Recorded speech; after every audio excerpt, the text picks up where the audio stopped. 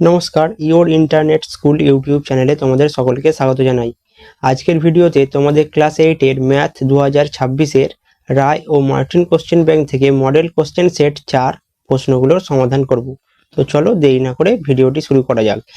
একের দাগের একটা দেখো কি বলছে, a/x গুণিতক x/b গুণিতক b/a এর সরলতম মান কত?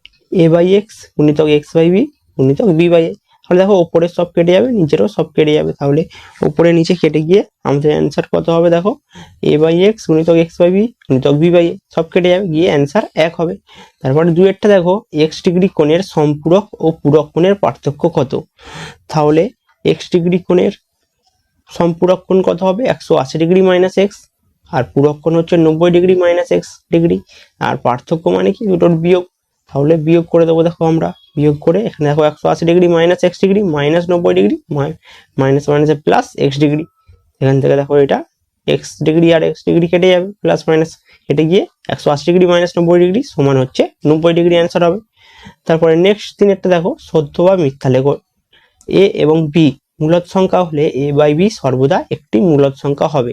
তাহলে এ আর বি যদি মূলদ সংখ্যা হয়, তাহলে এ বাই বি মূলদ সংখ্যা হবে না। কারণ হচ্ছে বি যদি 0 হয়ে যায় তাহলে এটা মূলদ সংখ্যা হবে না, তাহলে এটা মিথ্যা। তাহলে চারেরটা দেখো, 30% কে পাই চিত্রে প্রকাশ করলে বৃত্তকলার কেন্দ্রীয় কোণ কত হবে? 30% মানে কি? 30% মানে 30-এর 100 গুণিতক একে আমরা 360 দিয়ে গুণ করব। বৃত্তকলার কেন্দ্রীয় কোণ বের করতে গেলে 360 দিয়ে গুণ করতে হয়। তাহলে দেখো 30-এর 100 গুণিতক 360 কাটাকাটি করে 108 ডিগ্রি অ্যান্সার হবে। তারপরে নেক্সট 5-এরটা দেখো, কোণ এডিবি সমান 25 ডিগ্রি এবং কোণ এডিসি সমান 155 ডিগ্রি হলে বি, ডি ও সি বিন্দু তিনটি কিভাবে অবস্থিত? তাহলে দেখো বি আর সি এর মাঝে ডিটা অবস্থিত, আর কোণ বি আর ডি হচ্ছে দেখো দুটো যদি আমরা যোগ করি, তাহলে দুটোকে যদি আমরা কোণ এডিবি যোগ কোণ এডিসি যদি করি, দুটোই দেখো 180 ডিগ্রি হয়ে যাচ্ছে। তাহলে এটাই 180 ডিগ্রি মানে কি? সরল কোণ বা সরল রেখা। তাহলে এর মধ্যেই হচ্ছে আমাদের ডিটা অবস্থিত। দেখো এর মধ্যে হচ্ছে আমাদের ডিটা অবস্থিত, তাহলে এই তিনটি একই সরলরেখায় থাকবে, যেহেতু বি ও ডি সি বিন্দু তিনটি বলেছে, আর তিনটি এই দুটো মিলিয়ে আমাদের হচ্ছে 180 ডিগ্রি হয়ে যাচ্ছে। আর ডিটা যেহেতু এর মাঝে আছে, তাহলে এটা আমাদের কি হবে? দেখো তাহলে যেহেতু কোণ দুটির যোগফল 180 ডিগ্রি, তাই তারা একটি সরলরেখা তৈরি করে, আর বিডি এবং সি বিন্দু একই সরলরেখায় অবস্থিত, তাহলে এটা সমরেখ। নেক্সট অঙ্ক দেখো, একটি বর্গাকার জমির ক্ষেত্রফল এক্স স্কোয়ার বর্গ মিটার, প্রতি মিটার এক্স টাকা হিসাবে জমিটির চারিদিক ঘিরতে কত খরচ হবে? তাহলে এটা কিভাবে করতে হবে দেখো, তাহলে বর্গাকার জমির একটি বাহুর দৈর্ঘ্য কত হবে? এক্স মিটার, আর জমিটির চারিদিকে ঘিরতে তাহলে খরচ হবে 4 গুণিতক এক্স গুণিতক এস, 4x এস টাকা।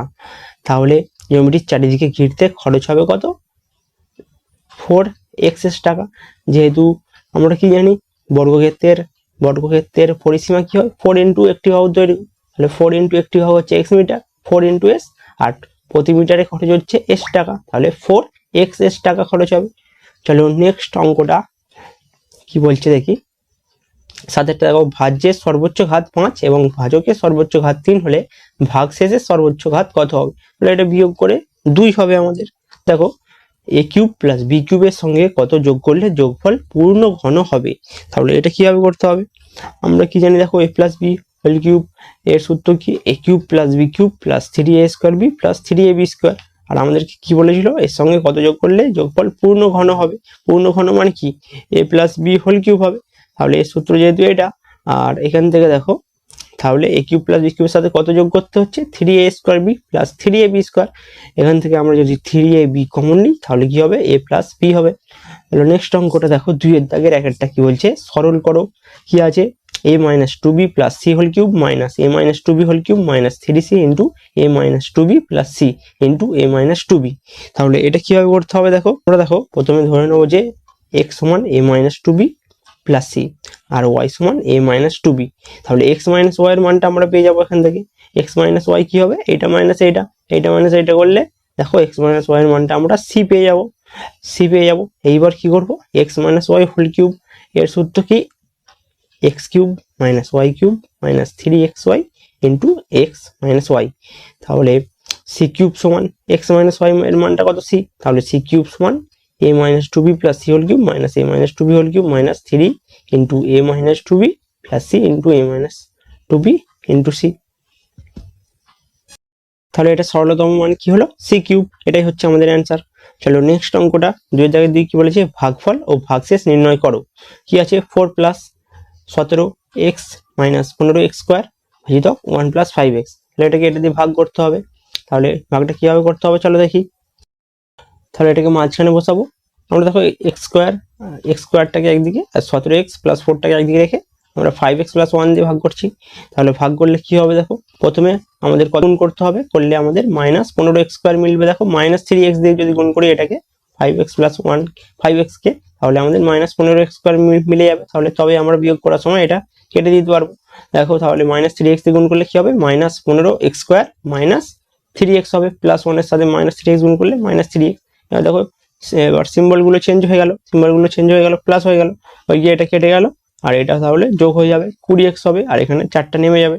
একে দেখো আবার 4 দিয়ে যদি গুণ করি 20x প্লাস 4 হয়ে যাবে, তাহলে এটা মিলে যাবে। তাহলে ভাগশেষ আমাদের 0 হচ্ছে, আর ভাগফল কত হচ্ছে 4 মাইনাস 3x। দেখো এটা 4টাকে যদি সামনে আনি তাহলে এটা 4 মাইনাস 3x হবে। চলো নেক্সট অঙ্কটা দেখি কি আছে। তিনেরটা দেখো, পাশের চিত্র থেকে কোণ QoS এবং কোণ POT এর মান নির্ণয় করতে বলেছে। তাহলে দেখো QoS মানে আমাদের এই কোণটার মান বের করতে বলেছে, আর POT মানে এই কোণটার মান বের করতে বলেছে। তাহলে এটা কিভাবে করতে হবে দেখো,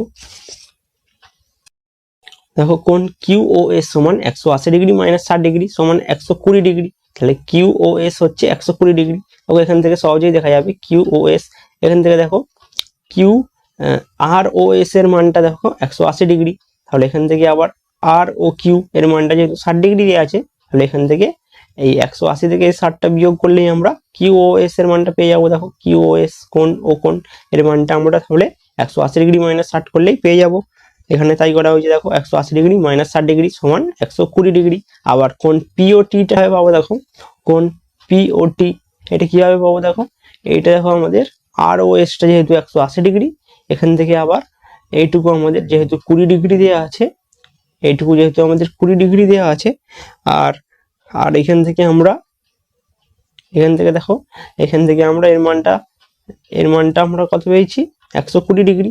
এটা আর এটা একই সেম বিপরীত কোণ। তাহলে দেখো কোণ POT এর মান কত হবে, তাহলে আমাদেরকে 180 ডিগ্রি মাইনাস 120 ডিগ্রি যোগ 20 ডিগ্রি করতে হবে। তাহলে করলে দেখো 40 ডিগ্রি। তাহলে কোণ POT এর মান আমরা কত পেলাম 40 ডিগ্রি। চলো নেক্সট চারেরটা দেখো কি বলছে, বিনিময় ও সংযোগ নিয়মের সাহায্যে মান নির্ণয় করো 8 এর 121 গুণিতক 35 55 36 গুণিতক 78 49। এটা তাহলে কিভাবে করতে হবে দেখো, তাহলে 8কে যদি ভেঙে লিখি দেখো 4 গুণিতক 2, আবার 121কে 11 গুণিতক 11 আকারে লিখতে পারবো, আবার 35কে 5 গুণিতক 7, আবার 169কে 13 গুণিতক 13।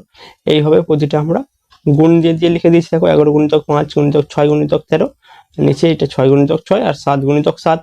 তাহলে এখান থেকে কাটাকাটি হয়ে গিয়ে আমাদের কি থাকবে, উপরে দেখো 4 গুণিতক 5 গুণিতক 5, নিচে 11 গুণিতক 13 গুণিতক 3 গুণিতক 7। এখান থেকে আবার এটা যদি আমরা গুণ করি করলে উপরে দেখো 100 হবে, আর নিচে কত হবে 3003। এটাই হচ্ছে অ্যান্সার। চলো নেক্সট অঙ্কটা দেখি কি আছে। নেক্সট দেখো 3 দাগের একটা কি আছে, উৎপাদকে বিশ্লেষণ করো x³ minus 9y³ minus 3xy into x minus Y.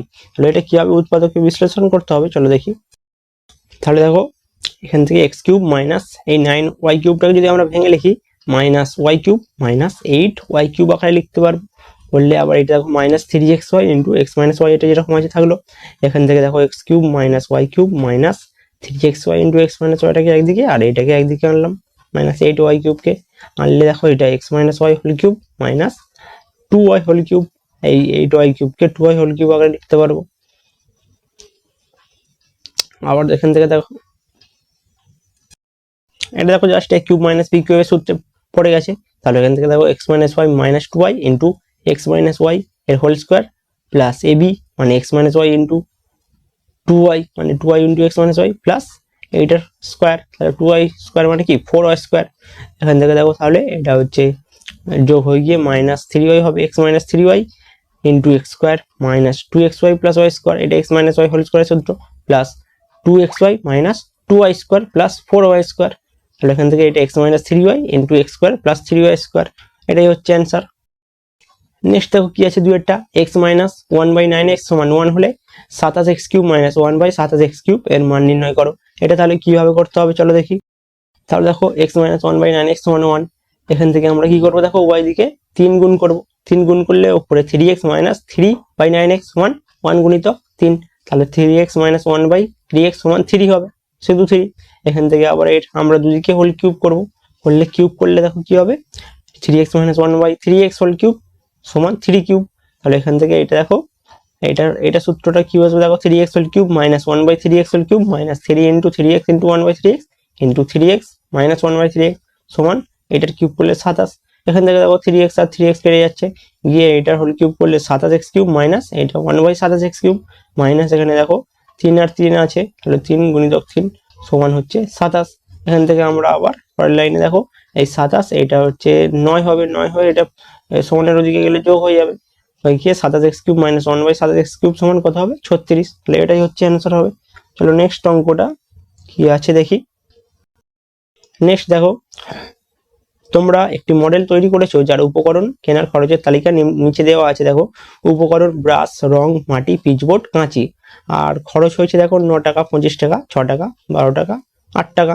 এই তথ্য থেকে মোট খরচের কত অংশ কোন উপকরণ কিনতে খরচ হয়েছে তার কেন্দ্রীয় কোণ নির্ণয় করো ও সেই অনুযায়ী পাইচিত্র অঙ্কন করো। তাহলে আমাদেরকে পাইচিত্র অঙ্কন করতে বলেছে, পাইচিত্রটা কিভাবে করতে হবে দেখো। তার জন্য আমাদেরকে প্রথমে উপকরণটা লিখে নিতে হবে, তারপরে খরচ, তারপরে ভগ্নাংশ, আর কেন্দ্রীয় কোণ ব্র্যাকেটে 360 ডিগ্রি লিখতে হয়। তাহলে উপকরণগুলো আমরা পরপর লিখে দিলাম দেখো, এবার খরচগুলোও লিখে দিলাম। এবার আমাদেরকে যেটা করতে হয় দেখো মোট লিখতে হয়, তাহলে খরচের পরিমাণগুলোকে টোটাল যোগ করতে হয়, করলে মোট হচ্ছে দেখো এখানে 60 হচ্ছে। এইবার ভগ্নাংশে কি লিখতে হয় দেখো, এই যে কোনো একটি উপকরণের খরচ বাই হচ্ছে মোট টাকা যেটা লিখেছে, এটা করতে হবে ভগ্নাংশটা বের করতে গেলে। তাহলে 9-এর 60, আর এখানে দেখো এটা 25-এর 60, এটা 6-এর 60, এটা 12-এর 60, 8-এর 60। তাহলে এগুলোকে কাটাকাটি করলে এটা 3-এর 20 হবে, এটা 5-এর 12 হবে, এটা 1-এর 10 হবে, 1-এর 5, এটা 2-এর 15 হবে। আবার কেন্দ্রীয় কোণটা কত হবে দেখো, কেন্দ্রীয় কোণটা বার করতে গেলে এইটাকে ভগ্নাংশকে 360 দিয়ে গুণ করতে হয়, করলে দেখো 54 ডিগ্রি হবে। একইভাবে এটা 150 ডিগ্রি হবে, এটা 36 ডিগ্রি, এটা 72 ডিগ্রি, আর এটা 48 ডিগ্রি। এবার পাই চিত্রটা যেভাবে করতে হয় দেখো, প্রথমে কি করতে হয় একটা যে কোনো বৃত্ত করে নিতে হয়, আর এই বৃত্তের প্রথমে ব্যাসার্ধটা কেটে নিতে হয় স্কেলের সাহায্যে। এখান থেকে দেখো কেন্দ্র থেকে এইখানে পর্যন্ত একটা ব্যাসার্ধ কেটে নিতে হবে, কেটে নিয়ে দেখো প্রথমে চাঁদার সাহায্যে প্রথম যে অ্যাঙ্গেলটা আমাদের কাটতে বলেছিল দেখো 54 ডিগ্রি, যেটা বেরিয়েছে, মানে আমাদেরকে প্রথমে 54 ডিগ্রি করতে হবে।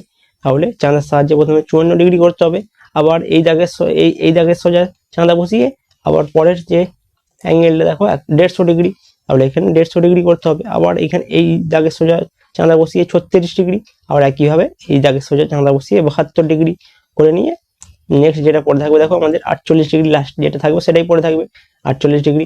এইবার কি করতে হবে দেখো তীর দিয়ে সব নামগুলো লিখে নিতে হবে। 54 ডিগ্রিতে দেখো কি ছিল, ব্রাশ ছিল, একইভাবে 150 ডিগ্রিতে রং ছিল, আবার এইভাবে মাটি, পিচবোর্ড আর কাঁচি সবগুলো লিখে নিতে হবে। আমাদের হয়ে গেল। আর দৈর্ঘ্য হচ্ছে 8 সেন্টিমিটার এবং প্রস্থ হচ্ছে 5 সেন্টিমিটার। এটা কিভাবে করতে হবে চলো দেখি। প্রথমে দেখো আমরা স্কেলে, তাহলে দেখো প্রথমে আমরা স্কেলের সাহায্যে 8 সেমি আর 5 সেমির মাপটা নিয়ে নেব। এবার কি করব আমরা একটা যে কোনো সরলরেখা কেটে নেব, তারপরে এইখানে এই সরলরেখার এই প্রথম পয়েন্টে বসিয়ে আমরা প্রথমে 8 সেমির মাপটা নিয়ে নেব, পেন্সিল কম্পাসের সাহায্যে মাপটা নিয়ে এখানে কাটা বসিয়ে এখানে চাপ কেটে দেবো। তারপরে আমরা কি করব দেখো চাঁদার সাহায্যে 90 ডিগ্রি একটা অ্যাঙ্গেল কেটে নেবো প্রথমে, তাহলে এখানে একটা অ্যাঙ্গেল কেটে নেবো। তারপরে অ্যাঙ্গেলটা কেটে নিয়ে আমাদেরকে যেটা করতে হবে এইখানে হচ্ছে 90 ডিগ্রি অ্যাঙ্গেল কাটার পর আমাদেরকে এবার 5 সেমির মাপটা নিতে হবে। 5 সেমির মাপ নিয়ে এখানে কাঁটা বসিয়ে এখানে একটা চাপ কাটবো, আবার আমাদেরকে এখানে কাঁটা বসিয়ে এখানে একটা চাপ কাটতে হবে। তারপরে আমাদেরকে 8 সেমির মাপটা নিতে হবে, নিয়ে 8 সেমির মাপটা নিয়ে আমাদেরকে তারপর দেখো আমরা এখানে কাঁটা বসিয়ে এখানে চাপটা কেটে নেব, মিলিয়ে দেখো এইবার আমরা প্রতিটা চাপকে দেখো যুক্ত করে দেবো, দিলে আমাদের আয়তক্ষেত্রটা তৈরি হয়ে যাবে। দেখো ABCD একটি আয়তক্ষেত্র হয়েছে, যার BC হচ্ছে 8 সেন্টিমিটার আর AB হচ্ছে 5 সেন্টিমিটার।